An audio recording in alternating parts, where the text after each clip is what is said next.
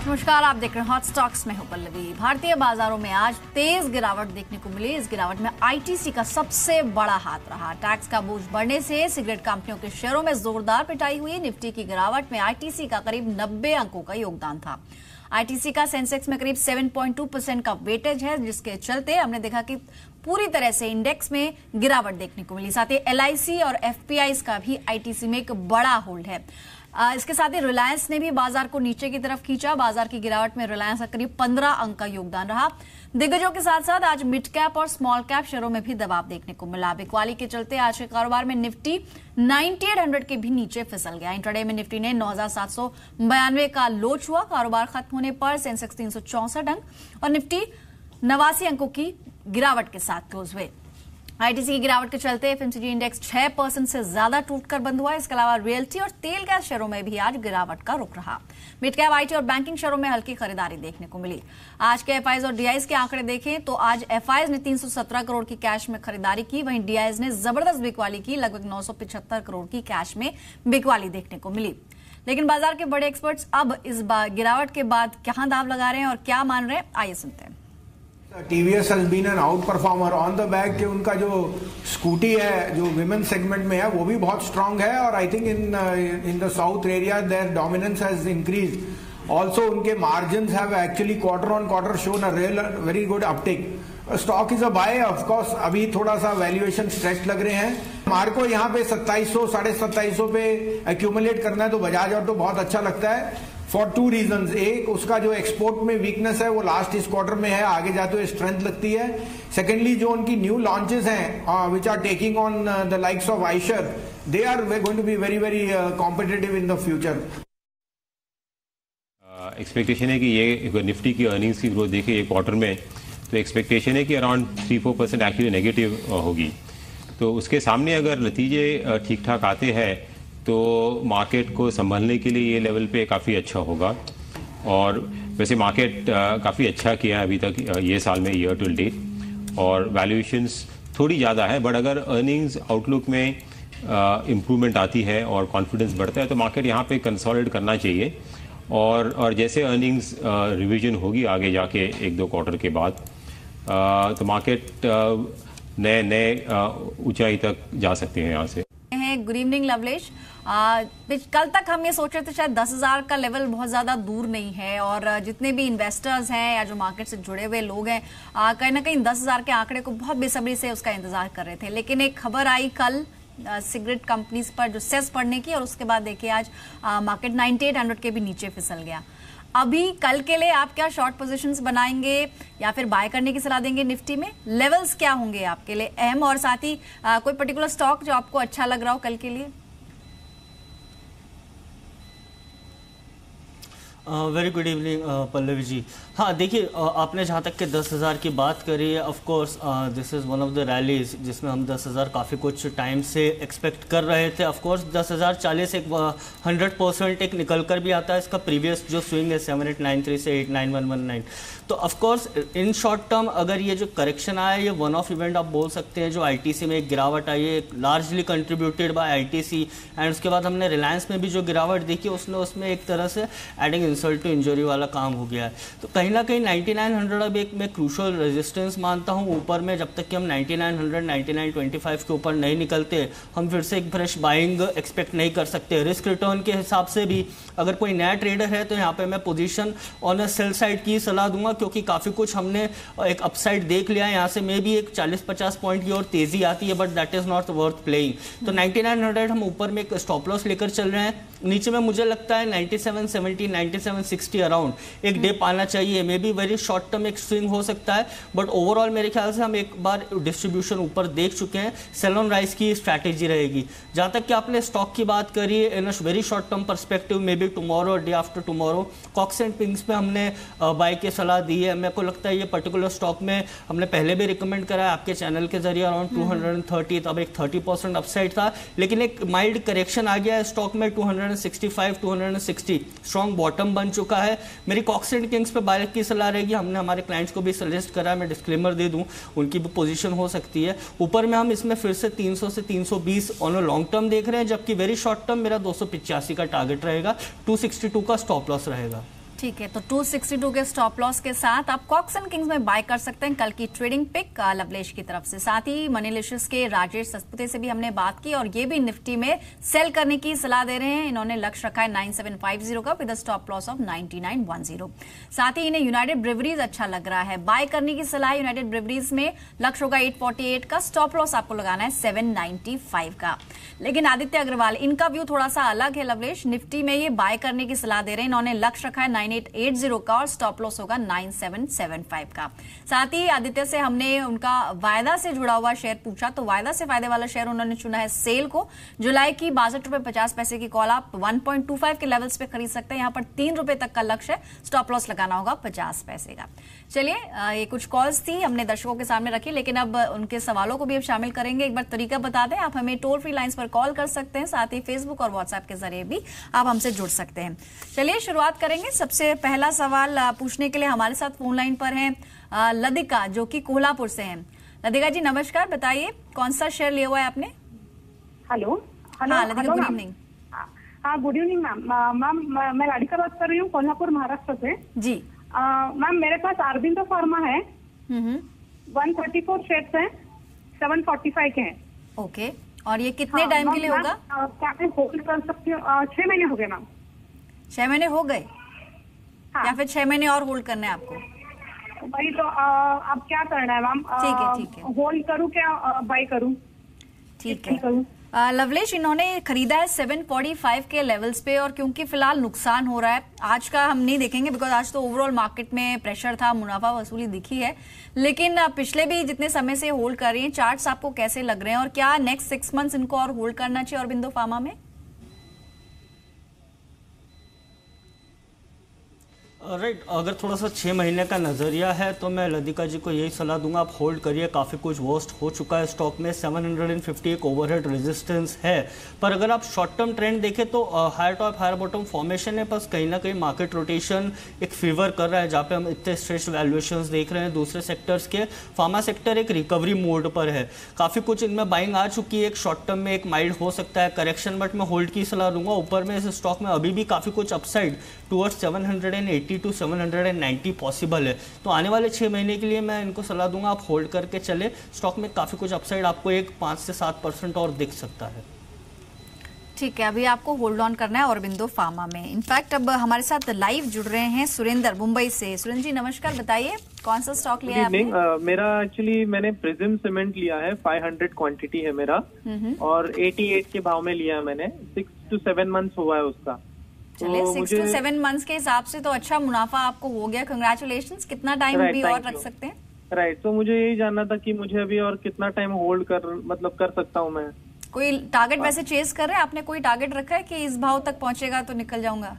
ये ऐसा तो कुछ है नहीं, मतलब अभी 129 हाई गया ना उसका, तो मैं सोच रहा था कि मतलब I should wait for that और कैसे उसके ऊपर जाएगा। ठीक है, चलिए एक्सपर्ट से राय लेते हैं। लवलेश, प्रिज्म सीमेंट इन्होंने पिक किया है और बहुत अच्छे लेवल्स पे पिक किया है। 88 पर इन्होंने खरीदा था, 121, और आज के गिरते बाजार में भी देखिए स्टॉक ऑलमोस्ट 0.1% ऊपर बंद हुआ है दिन के ऊपरी स्तरों के आसपास। क्या सजेस्ट करेंगे आप इनको अगले 6 मंथ्स के लिए? कहां तक जा सकता है? टारगेट्स क्या होंगे प्रिज्म सीमेंट में?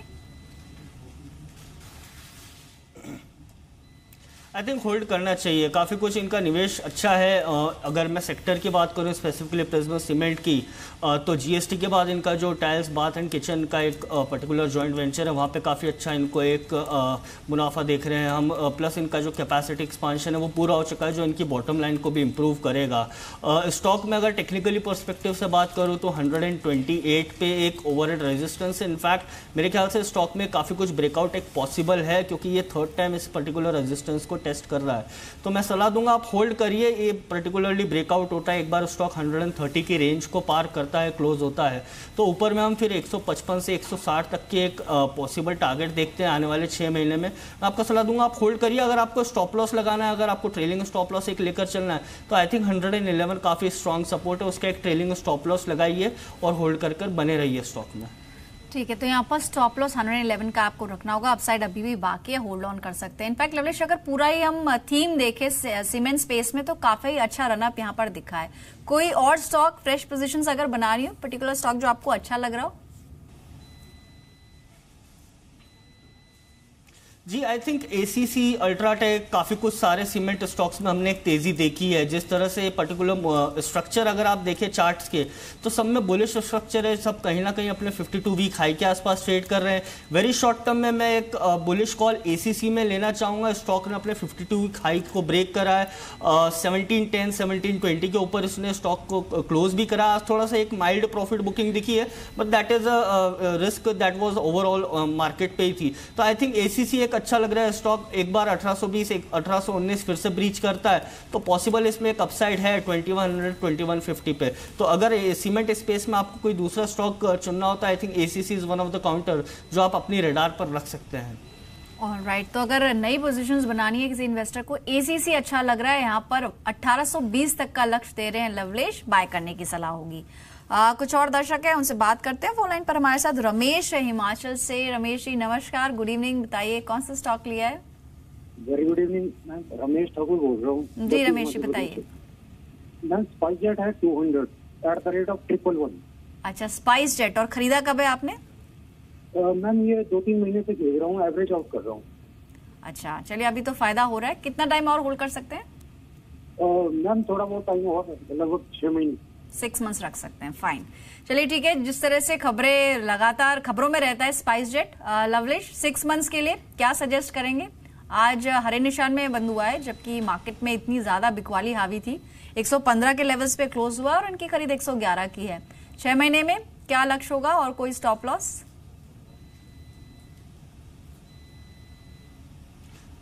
मेरे ख्याल से होल्ड की सलाह रहेगी। अगर स्टॉप लॉस लेना भी है इनको, तो मैं 101 का एक स्टॉप लॉस लूँगा। लेकिन मैं अगर 6 महीने का व्यू तो बता दूँ, ETF प्राइसेस जो एक ऑलमोस्ट 5 से 6% की गिरावट देखी, और यूजुअली Q1 एविएशन इंडस्ट्री के लिए काफ़ी पॉजिटिव होता है।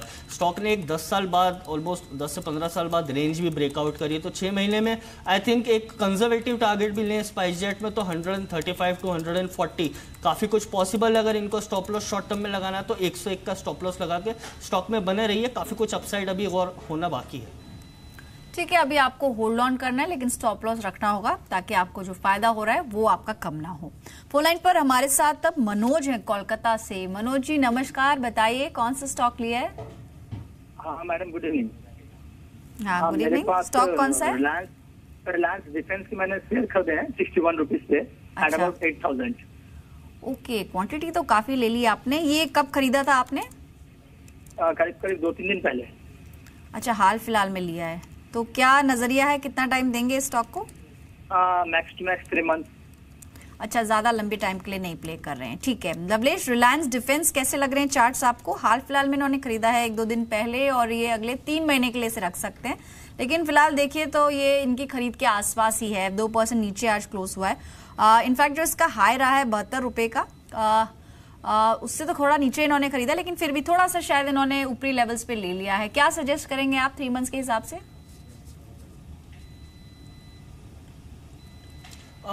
एग्जिट की सलाह रहेगी। मैं क्योंकि एक बात बता दूं, स्टॉक में आप देखिए कहीं कोई मूवमेंट आया नहीं है पिछले 5 साल 7 साल से देख लीजिए, तो 100 से 35 रुपीज़ तक की एक रेंज रही है। 100 रुपये जाता भी है तो मैक्सिमम ये 2 वीक से ज़्यादा उस लेवल को सस्टेन नहीं करा है। तो मैं इनको एग्जिट की सलाह दूंगा। आपकी क्वांटिटी भी काफ़ी हैवी है, और जो भी हम देख रहे हैं स्टॉक में न्यूज़ फ्लो है on the price appreciation stock में दिख नहीं रहा है। अगर आपको डिफेंस सेक्टर में ही एक्सपोजर लेना है विद दिस मच क्वांटिटी, तो आई थिंक भारत इलेक्ट्रॉनिक्स और भारत फोर्ज काफ़ी अच्छे काउंटर्स हैं जो आउट परफॉर्म कर रहे हैं मार्केट को कंटिन्यूसली, हमको एक रिटर्न भी जनरेट कर रहे हैं। तो इसमें से एग्जिट की सलाह दूंगा। स्टॉक ने कहीं अच्छा इतना मूव नहीं दिया है ओवरऑल, और इतना रिटर्न भी नहीं दिया है जितना टाइम होराइजन की आप बात कर रहे हैं। अगर आपको निवेश डिफेंस में ही करना है तो आई थिंक भारत इलेक्ट्रॉनिक्स काफ़ी अच्छा है। 173 आ रहा है, 185, 186 स्टॉक में एक पॉसिबल अपसाइड है। आप इसको डिक्लाइन की तरफ बाय करें, बिलो 168 167 आपको मिलता है, तो इसमें निवेश कर सकते हैं 160 का स्टॉप लॉस लेके, क्योंकि फ्रेश ब्रेकआउट। और जहाँ तक कि भारत फोर्ज की बात करिए तो इसमें भी 1125 जब तक के स्टॉक में सस्टेन हो रहा है, 1170 काफ़ी कुछ पॉसिबल है। तो 1170 भारत फोर्ज में लक्ष्य होगा और साथ ही BEL यहाँ पर भी खरीदारी कर सकते हैं क्योंकि रिलायंस डिफेंस, जिससे कि हमने चार्ट्स देखे, बहुत अच्छा इसका परफॉर्मेंस नहीं रहा है, साइडवेज रहा है। इनफैक्ट जब भी कोई खबर आती है तब ये स्टॉक चलता है, थोड़ा मोमेंट दिखाता है, लेकिन पिछले 1 साल में भी रिटर्न्स यहाँ पर कुछ खास देखने को नहीं मिले हैं। इनफैक्ट पिछले 1 साल में भी देखें तो नेगेटिव रिटर्न ही इसने अपने इन्वेस्टर्स को दिया, लगभग 8% का नेगेटिव रिटर्न है। तो बेहतर ऑप्शन है भारत फोर्ज और BEL, वहां पर बाय करने की सोच सकते हैं। एक सवाल हमें मेघा ने भेजा है JM फाइनेंशियल को लेकर। इनके पास 1000 क्वांटिटी है 83 के लेवल्स पे। अगर आप ट्रैक करते हैं, कैसे रहे हैं चार्ट्स इसके, कैसा लग रहा है आपको? आई थिंक सारे ब्रोकरेजेस एंड सर्विसेज स्टॉक्स में काफ़ी अच्छी एक बाइंग देखने को मिली है, जो एक 2017 स्टार्टिंग में मोमेंटम बना है on the basis of gift city and overall improvement in bottom line. तो कहीं ना कहीं एक साइडवेज माइल्ड करेक्शन है। एडलवेस हुआ, JM फाइनेंशियल हुआ, जियोजित, इन स्टॉक्स में अच्छी रैली आई है। जहाँ तक कि JM फाइनेंशियल की बात करें तो 131 एक रेजिस्टेंस है। तो मैं मेघा जी को सलाह दूंगा, अगर आपकी पोजीशन लिक्विडिटी एक कंस्ट्रेन है तो आई थिंक 150 का एक ट्रेलिंग स्टॉप लॉस लेकर चलें, क्योंकि स्टॉक में 130 जब तक के ब्रीच नहीं होता है एक करेक्शन आ सकता है, मे बी टूवर्ड्स 101। तो 115 का एक स्टॉप लगाएं आप अपनी पोजीशन में, जब तक कि उसके ऊपर है। It has a higher target of around 145 to 150, but short term में आप स्टॉप लॉस जरूर लगाएं 115 का। ठीक है, तो स्टॉप लॉस लगाना होगा 115 रुपए का, लेकिन JM फाइनेंशियल में अभी होल्ड ऑन करने की सलाह है। फेसबुक के जरिए भी हमें दर्शक अपने सवाल भेज रहे हैं। फेसबुक पर सुमित ने पूछा है HUL को लेकर 600 इनके पास क्वांटिटी है 1100 के लेवल्स पर। इनफैक्ट नतीजे बाजार बंद होने के बाद आए, लेकिन कॉन्फिडेंट लग रहा था ये शेयर और बाजार की गिरावट में भी आधा % की तेजी के साथ ही क्लोज हुआ है। एक बार नंबर्स पे भी नजर डाल लेते हैं। नंबर्स जो हैं वो एक्सपेक्टेशन से बेहतर रहे हैं। Q1 में जो मुनाफा है 9% की बढ़त उसमें देखने को मिली है, लगभग 1243 करोड़ का मुनाफा कंपनी ने इस क्वार्टर में पोस्ट किया। वहीं अगर कंपनी की आय की बात करें तो उसमें 4% का इजाफा देखने को मिला है। इस तिमाही में कंपनी का जो एबिटा है उसमें भी 14% की ग्रोथ देखने को मिली है। मार्जिन की बात करें, यहां पर भी इंप्रूवमेंट देखने को मिला है। 20.1% के मुकाबले 21.9% के मार्जिन इस पर्टिकुलर क्वार्टर में आए हैं। तो आज तो स्टॉक में जैसे मैंने कहा हरा निशान था, जबकि बाजार में इतनी स्ट्रांग बिकवाली थी। कल जब स्टॉक खुलेगा लवलेश, कहां तक जा सकता है? और इन्होंने तो 1100 रुपए पे खरीदा है। क्या फ्रेश बाइंग की सलाह देंगे, क्योंकि कल तो शायद ये स्टॉक भागेगा? क्या सलाह रहेगी आपकी? निवेश काफ़ी अच्छा है। I think Hindustan Unilever hold की सलाह रहेगी। स्टॉक ने डबल टॉप ब्रेकआउट दिया है 1150 पे, कहीं ना कहीं इसका शॉर्ट टर्म टारगेट कंप्लीट हो रहा है। मगर अगर ओवरऑल स्ट्रक्चर देखूँ थोड़ा सा हायर टाइम फ्रेम पे, तो आई थिंक एक 1210 1240 नेक्स्ट टारगेट निकल कर आता है। जहाँ तक कि कल की बात करी है तो आई थिंक यस 1130 पे स्ट्रॉन्ग सपोर्ट है, स्टॉक में सस्टेन करना चाहिए। नेक्स्ट टारगेट इस स्टॉक में ओवरऑल हायर टेरिटरी में है तो 1210 निकल कर आता है। 1210 ब्रीच करता है जो काफ़ी कुछ एक्सपेक्टेड है, तो 1240 नेक्स्ट टारगेट रहेगा। मैं आपको होल्ड की सलाह दूंगा हिंदुस्तान यूनिलीवर में। तो कल यहाँ पर 1240 तक का स्तर भी दिख सकता है। नतीजों का है वो रिएक्शन कल देखने को मिलेगा। हमारे साथ वेदांत है कोलकाता से। वेदांत जी नमस्कार, बताइए स्टॉक कौन सा है? हेलो, हाँ मैडम, मेरे पास CDSL है 53। CDSL, अच्छा, 300 कितने भाव पर? 300। अच्छा, टोटल क्वांटिटी आपने बताया 50 शेयर है और 300 रुपए के लेवल्स पे। इनफैक्ट मुनाफा वसूली यहाँ पर भी देखने को मिली है। CDSL काफी चलने के बाद पिछले 1-2 सेशंस में थोड़ा सा प्रेशर के साथ क्लोज हुआ, हालांकि आज तो फ्लैट क्लोजिंग रही है। क्या सजेस्ट करेंगे आप? अभी CDSL में बने रहना चाहिए? डेटा तो कम होगा लवलेश, लेकिन जो पैटर्न दिख रहा है चार्ट पे वो क्या कहता है? अब मैं इनको एक शॉर्ट टर्म में व्यू बता दूं कि स्टॉक में एक टॉप बन चुका है अराउंड 400 और 399। जब तक के स्टॉक शॉर्ट टर्म में 375 के ऊपर सस्टेन कर रहा है, इसमें एक और पॉसिबिलिटी आती है, क्योंकि वहाँ पर जो बाइंग आई थी on the basis of volume analysis, तो आई थिंक वो एक काफ़ी क्रूशल सपोर्ट बन जाता है। वेरी बने रह सकते हैं, हमको एक अपमूव फिर से दिख सकता है जब स्टॉक 390 के ऊपर जाता है। लेकिन 375 के नीचे ब्रेक होता है तो एक प्रॉफिट बुकिंग ट्रिगर हो सकती है शॉर्ट टर्म में, जो इस स्टॉक में करेक्ट होकर 350 355 तक के जा सकती है। तो 375 का स्टॉप लॉस लगाइए, और काफ़ी शॉर्ट टर्म चार्ट है मेरे पास, तो आई थिंक वोलेटिलिटी रहेगी स्टॉक में। स्टॉक अपनी एक खुद रेंज बनाएगा, तो 375 के स्टॉप लॉस के साथ आप बने रह सकते हैं। ठीक है, अभी होल्ड ऑन कीजिए, रीसेंट लिस्टिंग है तो बहुत ज्यादा डेटा नहीं है, लेकिन स्टिल जो पैटर्न देखने को मिल रहा है यहाँ पर अभी तेजी आ सकती है। होल्ड ऑन कीजिए लेकिन स्टॉप लॉस के साथ। और आपको इंट्राडे की कॉल्स हम बताते हैं, रोज 10 स्टॉक्स हम चुनते हैं, यहाँ पर आपको स्ट्रिक्टली स्टॉप लॉसेस फॉलो करने होंगे। सबसे पहला स्टॉक है आज आरती इंडस्ट्रीज का। Q1 में प्रमोटर ने हिस्सेदारी बढ़ाई है, 53.78% से हिस्सेदारी बढ़कर 54.26% की है। बाय करने के लिए अच्छा मौका है, 1010 के लक्ष्य के लिए बाय कीजिए, 970 का स्टॉप लॉस आपको रखना होगा। इसके अलावा भारत सीड्स, मुनाफा जो है कंपनी का, उसमें स्ट्रॉन्ग बढ़त देखने को मिली है। 1.6 करोड़ के मुकाबले मुनाफा 4.3 करोड़ रुपए रहा है ईयरली बेसिस पे। और साथ ही अगर एबिटा मार्जिन की बात करें तो ये 1% से बढ़कर 2.5% के बीच में रहे हैं। तो आपको बाय करना है 126 के लक्ष्य के लिए, 118 का स्टॉप लॉस आपको रखना होगा। फ्यूचर ग्रुप के आज तमाम स्टॉक्स में बाइंग देखने को मिल रही थी। फ्यूचर लाइफ यहाँ पर बाय कीजिए, कल 320 का लक्ष्य होगा, 309 का स्टॉप लॉस लगाना होगा। खबर भी आएगी पायनियर इन्वेस्टमेंट्स ने हिस्सेदारी 8.1% से बढ़ाकर 11.5% के आसपास कर ली है। बाय करने के लिए डॉक्टर रेड्डीज भी अच्छा ऑप्शन हो सकता है। इसमें एलर्जी के इलाज के लिए एक दवा है वोजेट, उसकी बिक्री शुरू कर दी है इंडिया के अंदर, तो यहाँ पर बाय करने का लक्ष्य होगा 2785, 2695 का स्टॉप लॉस रखना होगा। एक सेल कॉल भी है बजाज फाइनेंस, इसमें आप सेल करके चल सकते हैं। Q1 नतीजों से पहले शेयर में बिकवाली देखने को मिल रही है। 1460 के लक्ष्य के लिए सेल कीजिए, 1530 का स्टॉप लॉस लगाइए। 5 स्टॉक्स अब तक बताया मैंने, कोई स्टॉक अच्छा लगा इनमें से? डॉक्टर रेड्डी की जैसे आपने बात करी, मैं ट्रैक भी कर रहा हूँ last couple of days. Stock में 2680 2670 काफ़ी एक अच्छा सपोर्ट है। जब जब इस सपोर्ट पे आया स्टॉक में हमको बाउंस बैक देखने को मिला है, तो आई थिंक डॉक्टर रेड्डी यहाँ पर बाय कर चल सकते हैं। On a very short term मेरा टारगेट 2755 तक के रह सकता है, जबकि एक बार वो स्टॉक 2755 के ऊपर ब्रेक होता है तो हमको एक और रेंज एक्सपांशन मिल जाएगा जो 2800-2820 तक के स्टॉक में ऊपर में देखने को मिलेगी। तो doctor Reddy I think by कर चल सकते हैं। नीचे में अगर स्टॉप लॉस लगाना है तो 2695 का पे स्टॉप लॉस लगाकर स्टॉक में बाय कर सकते हैं। ठीक है, तो डॉक्टर रेड्डीज लवलेश को भी अच्छा लग रहा है।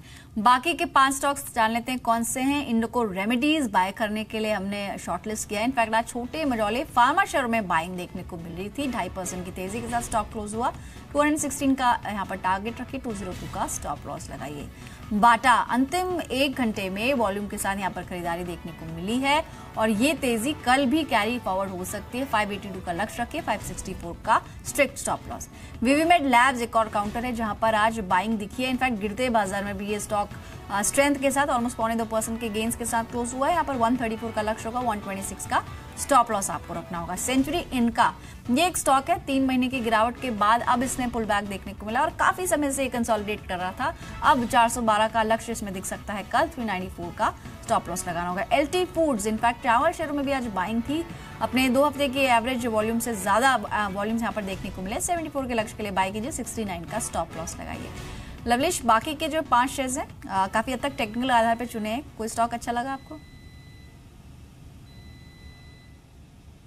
हाँ जी, मेरे ख्याल से एलटी फूड्स आज सारे चावल से और पर्टिकुलरली सेक्टर से जो रिलेटेड स्टॉक्स से अच्छी बाइंग थी।